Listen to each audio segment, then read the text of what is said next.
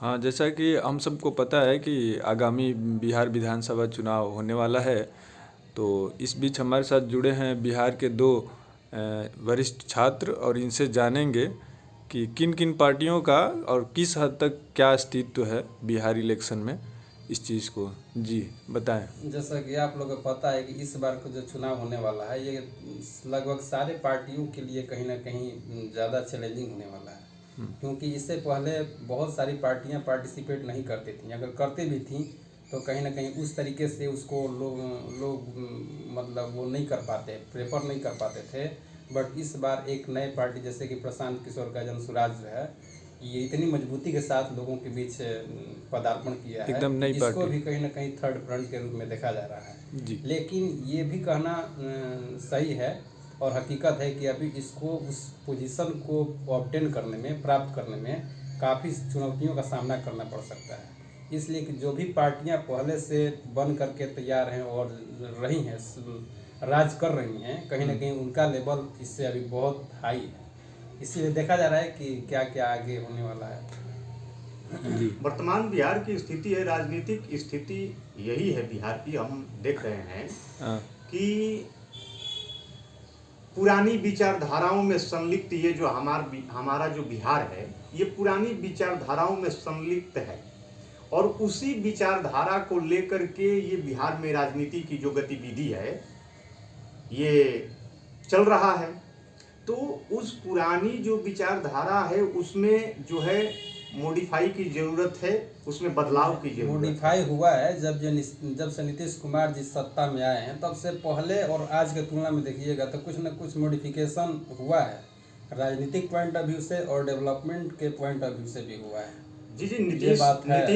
नीतीश जी ने कोशिश किया है और वो अपने जो है कार्य में उन्होंने कुछ हद तक सफलता भी प्राप्त उन्होंने किया है। लेकिन कहने का मतलब है कि अब नीतीश जी की वर्तमान स्थिति, उनकी अवस्था और उनकी विचारशीलता और उनकी सहजता अब उनके काबू में नहीं है। अतः हमारे ध्येय से ये कहना होगा, ये संदेश देना उचित है, हम विद्यार्थियों के तरफ से ये संदेश देना उचित है और ये धर्मशील भी है। ये हमारा फर्ज भी है कि हम लोग विद्यार्थी हैं और अच्छे विद्यार्थी रह चुके हैं, तो इसको जो बिहार की जनता है जो इस चीज़ को नहीं जान रहा है, उनको धर्म रूप से उनको सही जो है ये विचार दें कि नीतीश जी की मानसिक स्थिति और शारीरिक स्थिति अब उनके काबू में नहीं रही है। जब राजा लेकिन अगर बात करिएगा नीतीश जी से पहले का जो फेज था, तो उसको एक बिहार के रूप में किस तरीके से लोगों का माइंडसेट बना रहता था, उसके बारे में विचार करेंगे। लेकिन जब से नीतीश कुमार जी सत्ता पे आए हैं और बिहार को बदलने के लिए प्रयासरत हैं, तब से कहीं ना कहीं आम पब्लिक के बीच या देश के जो भी नागरिक हैं, उनका माइंडसेट अब दूसरे तरीके से हो गया है। अब ये जानते हैं कि नहीं, नीतीश कुमार को आने के बाद ये बहुत सारी चेंजिंग हो गई हैं बिहार में। जंगल राज का एक पहले मुद्दा आता था कि इससे पहले जंगल राज बिहार में था, कोई लॉ एंड ऑर्डर नहीं रहता था, बस किसी तरीके से डरा कर धमका करके काम करवाया जाता था, सिस्टम भी उसी तरीके से फेवर में रहता था। लेकिन बहुत सारी चीज़ों को ठीक करने में, कंट्रोल करने में नीतीश कुमार ने सफल भी हुए हैं, ऐसा बात नहीं है।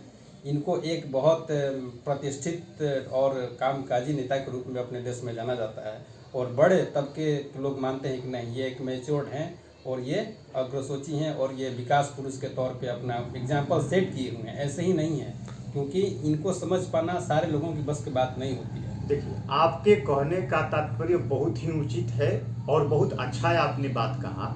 लेकिन हम लोग विद्यार्थी होने के नाते हम लोगों ने इतिहास भी पढ़ा है और उस इतिहास में विचारों का जो है परिवर्तन होते आया है।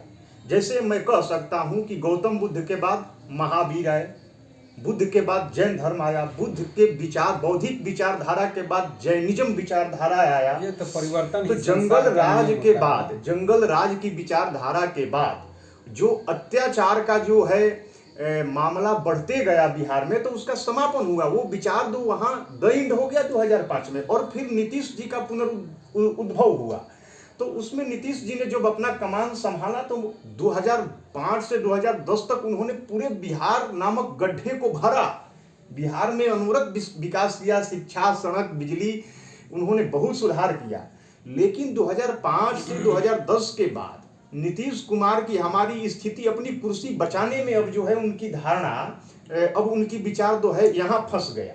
लेकिन कहीं ना कहीं मान के चलिए कि जनता का जो साथ मिलना चाहिए, सपोर्ट मिलना चाहिए, कम या बेसी मिलता रहा है, तभी जाकर के अभी वो अपने सत्ता पे काबिज हैं। बिल्कुल कहीं तो सत्ता ऐसा भी पे होता है काबिज कि- हैं, वो तो या- 3-5 करके सत्ता पे इधर या उधर से जोड़ उनके- करके काबिज या हैं। उनके अंदर इस तरीके से सद्बुद्धि है, मतलब इंटेलिजेंस भी है कि किस तरीके से हमको सत्ता पे देखिए, बने रहना देखिए, है मैं और विकास आपसे- करते रहना, ये भी अपनी अपनी एक वो होती है। मैं आपको लेकिन एक प्रशांत किशोर कहते हैं